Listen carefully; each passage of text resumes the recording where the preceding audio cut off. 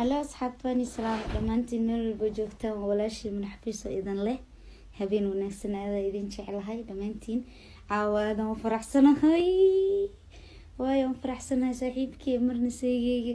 xalaasha soo socdo uu soo baxay insha Allah uu soo gaarayaa bari insha Allah subaxdii way la joogaa aadan oo faraxsanahay asxaabteeda inta farxadeeda jecel oo idin jecelahay marka inaan farxada ila qaybsataan rabaa ila soo dhaweysiin safarkaagii shalay hurdasi xamaaye saqdhexe markay tahay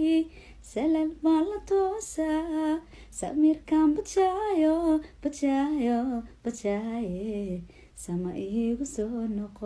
soo noqday idinkan waxaa idin leeyahay aada idin jeclahay farxadda ila wadaaga waa kaa hay walaa waxaan sheegay ma aqaana caawa aada aan faraxsana macaamiishayada halkan naga daawatow fadlan ku dhufo calaamada subscribe-ka kabacdina waxaad raacisaa jalaska waxaad la socon doontaa waxyaabaha xiisaha leh aan halkan gelino